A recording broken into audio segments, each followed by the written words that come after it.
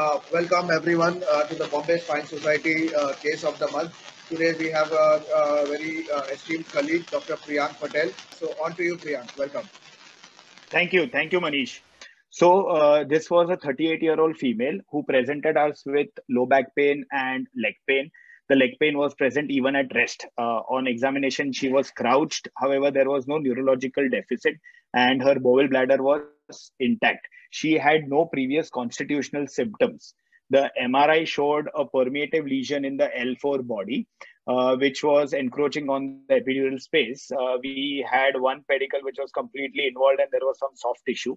The T1 weighted image also delineated the extent of the tumor. The whole spine screening showed that there was no other involvement except for the L4 body. So here we were discussing on the plan for this case, and since the patient did not have any neurological deficit, we had time. So we thought that we'll gun for the diagnosis. And here we decided to do a PET scan and a biopsy for this patient. So when we did the PET scan, it showed the possibility of the primary in the rectum, which had metastasized to the spine, and there were a few more bony involvement. There were few nodules seen in the lungs. However, they were not metabolically active. Something was seen in the left kidney also, but it turned out to be just a calcification. So that was what the PET told us. The CT biopsy was done for the patient. However, the histopath was not clinically relevant because it showed some non-specific cells. There were some few stromal cells, spindle cells, and hemorrhagic cells. So we involved a oncosurgeon who advised us and planned a colonoscopy. So to our surprise, when the colonoscopy was done, the rectum and the colon turned to be completely clean. So then we eventually decided that when we go ahead with the surgery, at the time we will send across the sample for frozen section. That's how we'll end up getting some tissue diagnosis, which will help us decide on the extent of surgery. So with this plan, we decided to move ahead. However, 3 days prior to the surgery, the patient got admitted in the casualty and she was complaining of severe pain in the left lower limb and she was unable to move her left lower limb. So we suspected that the tumor must have progressed and led to deficit. On examination, however, it turned out that she developed a pathological fracture in the left hip, and that is why she was not able to move her limbs. So here we now suddenly decided that what do we do now? Because up till now we had planned the spine surgery, but with the new hip coming in picture, do we still go ahead as planned or do we wait and not operate? We were wondering about the life expectancy of this patient. The modified Toko-Ashi score was 9, which says that she'll probably survive for more than 6 months. And the SIN score turned out to be 7, which indicated instability. So then we were tilted towards surgery. However, if surgery, then the question arises that how aggressive do we be, or do we just do a palliative decompression, some intramedullary nailing for the femur and get her walking? So that was a question which we posed to our tumor board. However, tumor board was also not of much help because the most important factor being that we still did not have any kind of diagnosis. So here we decided that, okay, now we have a new pathology which is accessible in the hip area. So let's go and get a diagnosis there. So we did a true cut biopsy with a Jamshedi needle on the bedside from the left hip pathology because it was we could feel it and do it in the bedside only. To our surprise, the new biopsy turned out to be renal cell carcinoma. So now the new biopsy, which is metastatic, most likely from the primary, is showing renal cell carcinoma. So here we have a patient whose spine biopsy was inconclusive. The hip biopsy was suggestive towards renal cell carcinoma. However, the PET scan showed the kidneys were absolutely clean and pointed out to the primary in the colon and some metabolically inactive lung infiltration. On doing colonoscopy, there was no evidence of any kind of primary. So here is where we had a diagnostic dilemma. In spite of having multiple biopsy, multiple imaging modalities, we knew which all sites of the body were involved, but we didn't know what the diagnosis was. And in order to plan, yeah, just sorry to interrupt. Just quick question. It's a very interesting. Different sets of results from different areas and different tests. So correct. It's very confusing picture for even the treating doctor. and I'm sure even the tumor board must be completely Yeah. in the dark of what to do ahead. Just one question here is what was the time duration between the PET scan and the hip fracture? Because ideally the PET scan should have picked up the hip lesion, but apparently it did not. That is No, so PET did show there was some involvement in multiple bones. So there was something in the scapula, there was something in the ilium, and there was something in the hip. But clinically, when we had seen the patient, she just had some pain. She didn't point out to any of those lesions really causing any clinical impact, except the spine tumor, which was causing claudication and she was crowd. So everything pointed out that clinically all her problem is coming only from the on the spine area. right, So the PET was done, and within around 2-3 days the biopsy was done. And after 2-3 days was the time when all the other things happened. And she got, and this is the time because when she was moving in Bombay to and fro, I think she must have skipped a step, and she developed this pathological fracture for which she landed up in the casualty. Till that time, the hip was not symptomatic. right. Agreed. It was not symptomatic. Yeah, but Yeah, it's a very confusing picture. So, correct. please go ahead. As in, there's the Yeah, so yeah, here the issue is that when we want to plan surgery and when the tumor board needs to tell us what the main crux of the matter is, you need to know how long the patient is going to live, and for that a tissue diagnosis is very important. Now here, because nowadays you have immunotherapy and you've got targeted therapy, which can really prolong the life expectancy of the patient.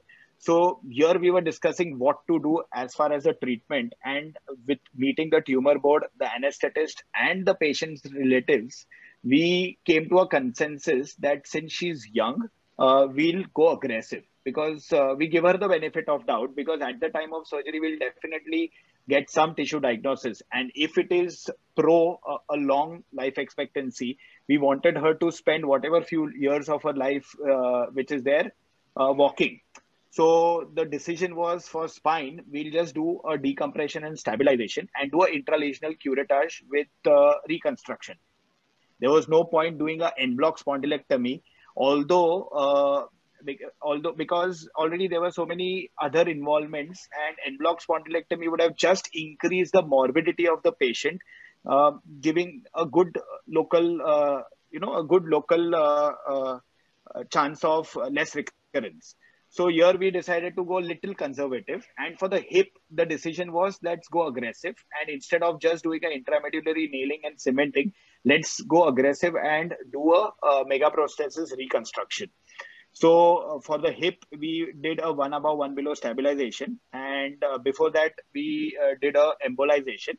The vascular surgeons told us that they did a good job with the embolization. And intraop also, we found out that it was just a rubbery gluey tumor. There was bleeding, but it was not very profound. And when we did the intralesional curettage, we realized that a significant amount of body was remaining. So, although we had kept mesh cage and cement ready for reconstruction, we ended up just doing intralesional curettage, and the plan was eventually we'll send the patient across for a conventional radiotherapy for whatever little benefit we get. The hip, on the other hand, we excised completely and sent across the sample for testing and replaced with a megaprosthesis. Something different we did here is that since the patient was young and the surgery was going as per plan, we did it in the same sitting. It took total of 8 hours of general anesthesia, and the patient lost around 1.5 liters of blood loss. But overall, it was worth it because the patient was mobilized the very next day, and around fifth, sixth day after surgery, she was able to go home. So finally, the hip and spine samples were sent for testing, and it turned out to be a alveolar soft part sarcoma, with the primary still unknown. So in one of the post-op visits, when I had gone while mobilizing the patient, I was folding her pants, and I noticed that there was a swelling in the left calf. So that turned out to be the primary. When we did a USG for the swelling, and eventually we did a biopsy, which turned out to be ASPS. And then on digging in deeper, the patient mentioned that she had this swelling for more than 10 years, And since it never caused any kind of symptom, she thought it's been there since birth, and she never bothered even telling about it. So then we just digged in a little in the literature, and then we realized that our tumor had presented exactly in the same way as it's described. It's a very rare tumor, uh, less than 1% of all soft tissue sarcomas. It usually presents as a primary from one of the soft tissues in the buttock or thigh, or basically the lower limbs. It was a very slow growing, it's a very slow growing tumor, just like ours. It took 10 years for the tumor to really metastasize. However, once it's metastatic, the 5-year survival rate is around 20%. They recommend to do en bloc surgery wherever it's possible, and it's really radio and chemo resistant. So then our biggest question was that if there was a primary, why didn't the PET pick up? Yeah, so then we again went to the through the PET report, and then we spoke to the nuclear medicine doctor. So they told us that in the routine protocol for PET that they do, they usually screen only up till the knee. So that's why the calf was not picked up. And it was a learning experience that whenever for tumors, when we don't have a diagnosis, we mention that you should screen right up till the toes, especially when the tumor is of a sarcomatous origin. So it had so many, it taught us so many things that eventually we wrote it up, and it got published in the Asian Journal of Neurosurgery a couple of months back. So this was a tumor which really taught a lot to us as far as how to diagnose, plan, and proceed with the treatment for a metastatic spine tumor.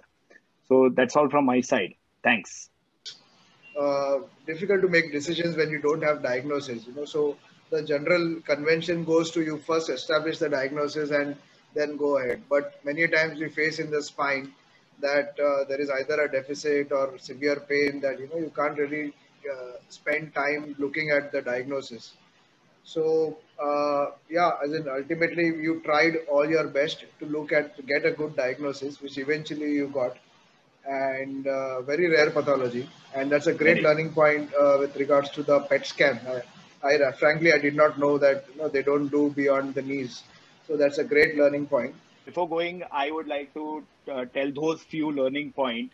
That one is whenever the histopath is there, if you're really thinking about treating tumors, just don't send across the histopath to the pathologist. Talk to them, tell them what you are suspecting, what they are feeling, so that you can come to a better clinical conclusion. If suppose one pathologist is not able to give you a diagnosis, try to get a second opinion. Whenever you get a PET report, just don't blindly see the report. Try to analyze the report, what is significant, what is not significant. Tell the doctor that you want to screen right up till the toes. Always be ready for surprises whenever you are operating on a tumor. You cannot overemphasize how much important clinical examination is. Like, just thinking back, if I would have done a detailed clinical examination and I would have seen the calf for whatever reason, I would have saved a lot of problems which we faced in terms of the diagnosis. And always take the patient, the socio-economic condition of the patient, the tumor board, and the anesthetist into picture whenever you are deciding on the treatment. And if, let's say, the treatment is coming somewhere in between, if the patient is fit and young and the socioeconomic condition and the patient's and their relatives' willingness is there, you should try and gun for a aggressive treatment, because our patient survived for around 3 years and 6-7 months. Eventually, and she had a decent quality of life because she was walking all throughout. We eventually lost her a couple of months back to metastatic brain tumor. So I think that I would end at this state.